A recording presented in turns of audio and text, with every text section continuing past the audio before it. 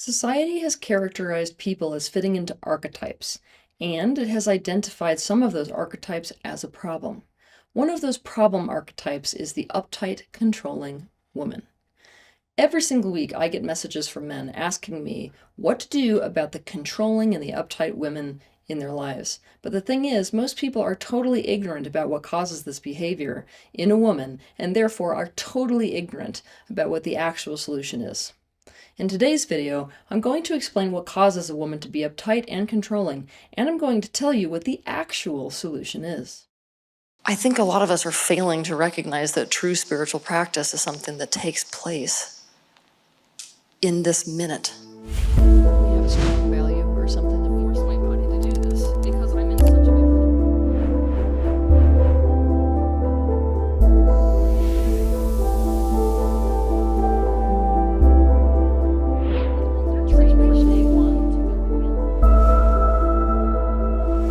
If you start to feel relief, don't feel guilty.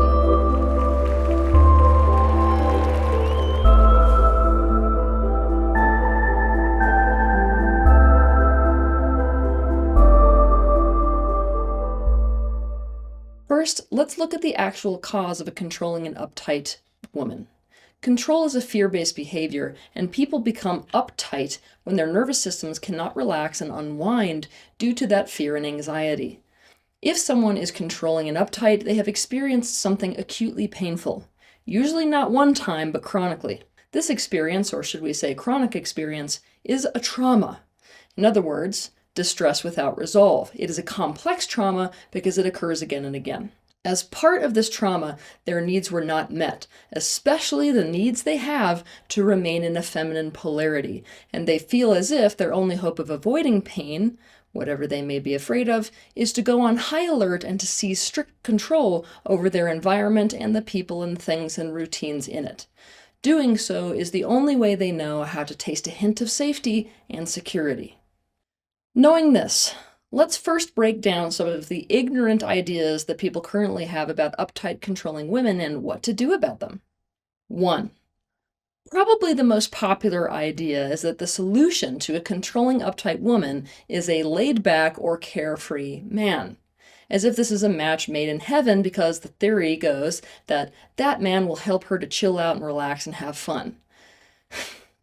This could not be more wrong. In fact, I would go so far as to say that behind nearly every woman who stresses about everything is a man who isn't fazed by anything. The very worst thing for a controlling, uptight woman is a laid-back, carefree man.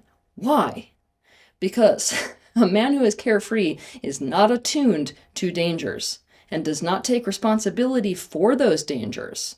He is not out ahead of her and around her as a buffer, anticipating potential consequences and dangers, whether those dangers be on a physical level, mental level, or most commonly an emotional level.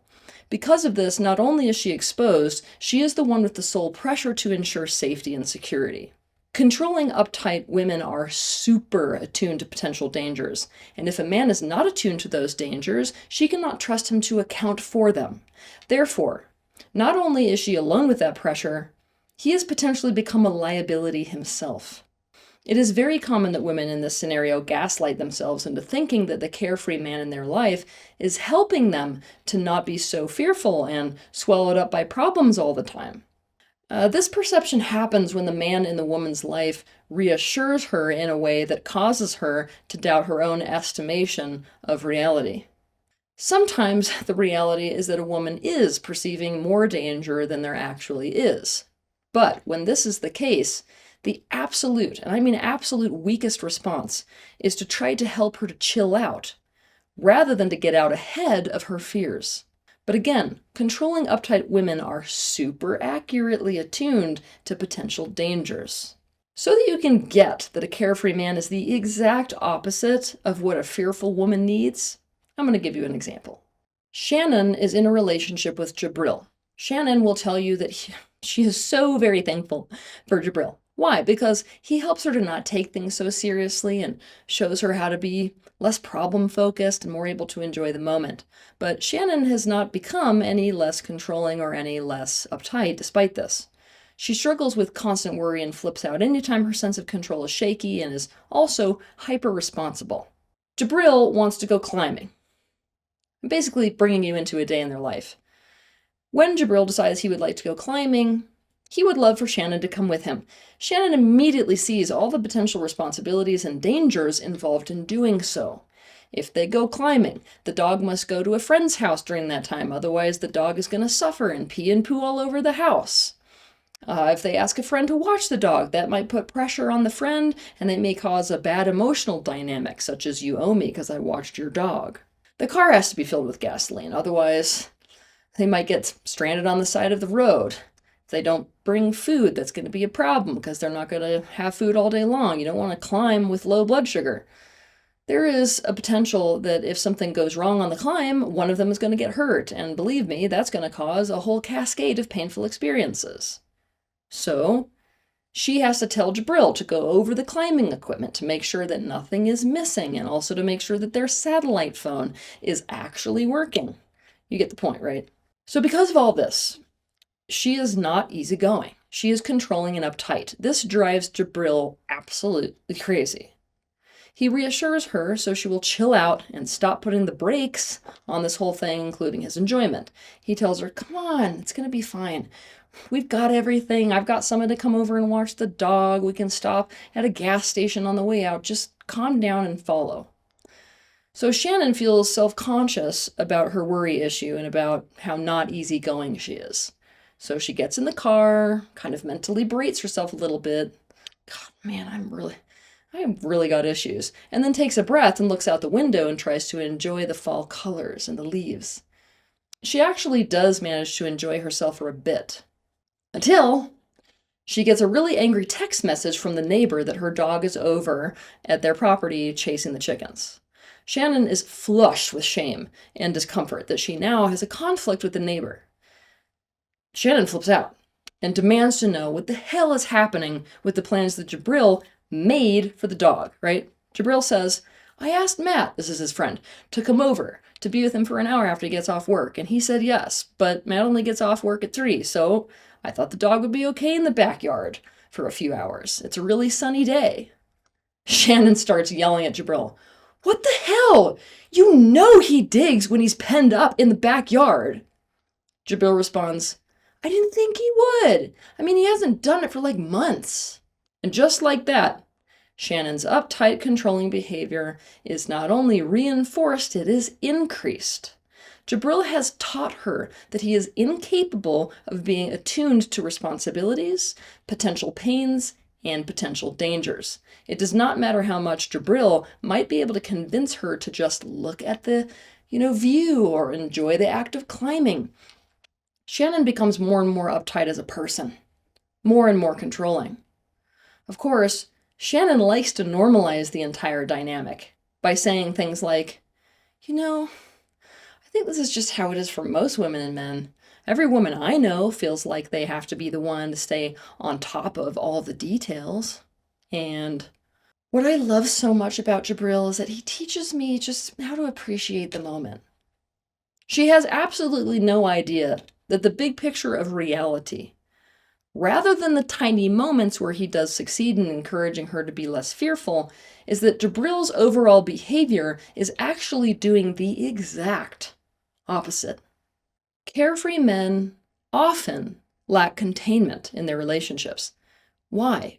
Their own sense of enjoyment, fun, and personal peace is often much more important to them than the actual emotional well-being of the woman in their life, and they often perceive containment, in fact, to be an oppositional force to their own sense of enjoyment, fun, and personal peace. To understand more about this, you can watch my video titled "Containment: What a Woman Needs from a Man in a Relationship." 2, people think that what motivates a controlling woman is control in and of itself, and so they need to deal with their power lust and need for control over things, including other people. Control is a symptom. In this case, so is the desire for power. Power is the ability to bring about what you want, which in the case of a controlling, uptight woman is the power to not experience painful things. Focusing on control in and of itself as the issue in this scenario is the same as focusing on yellow skin as the problem when someone has liver failure. Again, the problem is trauma and fear. 3. People think that the solution for a controlling, uptight woman is for them to just figure out techniques for how to relax and go with the flow. But no relaxation technique will actually address the monster in the room, the reason why they can't relax. This idiotic approach could be compared to teaching someone breathing techniques when they are floating downriver in a boat towards a waterfall. Now that you understand all of this, here are some solutions to controlling, uptight women. All of these solutions involve addressing the actual root of the behavior, which is fear created by past pain and potential future pain. 1. Get out in front of her and anticipate and buffer her from potential dangers. Your hyper-attunement to the dangers and actual problem solving of them will not only cause her to trust you, it will cause her to relax and be able to enjoy. Why? Uptight controlling behavior is a trust issue, and by doing this, not only have you demonstrated that you can be trusted, you've become an ally rather than a liability to her safety and security. This is what no one in her life was before. Uptight controlling women do the very best with men that are really on their A game regarding responsibility and anticipating and accounting for dangers on a physical, mental, and especially emotional level, so as to prevent these consequences and dangers. They do well with super responsible men who are on top of things. Figure out what she might be afraid of and what consequences or pain she might want to prevent, and then take ownership over those things, preferably before she has to tell you. Take responsibility of things. Do not put the pressure on her to get rid of the symptom, which would be to simply be less uptight and less controlling. 2. Women are not controlling by their nature. Control is rigid. They get controlling when things go very wrong relative to their needs. Uptight controlling women have super unmet needs, especially the feminine needs, or shall we say the needs that are needed to be in the feminine polarity. Needs such as containment, protection, assurance, a sense of support from the people around her, trust, providership, positive ownership, emotional engagement, commitment, joint effort, collaboration, and security. These needs must be met for a woman to no longer be uptight and controlling. Therefore, come up with solutions for these needs to be met. Think about it. What would the uptight and controlling woman in your life be like if she had all of these things I just listed? 3. Uptight controlling women actually do need a conscious, proactive way to be able to prevent painful things from happening. Most of what most women are doing, if they're in this behavior, is subconscious. So it's an immensely beneficial practice for the subconscious to become a conscious practice, for them to directly face what pains they feel they need to prevent and to consciously problem solve how to do so. And here's the big part: not alone. 4. There is trauma underneath their behavior. When they get into this uptight controlling mode, they're actually feeling an emotional trigger. Within that trigger is the trauma that needs to be resolved. One of the best ways to do this resolution is with the completion process. To learn more about this, you can read my book that is quite literally titled The Completion Process. But be warned, no amount of trauma that they resolve will make it so that they don't have the needs they have. You know, the ones they didn't have that pushed them into controlling and uptight behavior in the first place. People seem to think that it is natural for a woman to be uptight and controlling. It is being normalized, especially in today's completely messed up world where all the emphasis on women and men is on them being the same. This has caused men to drop containment and women to be expected to not have the female needs they have.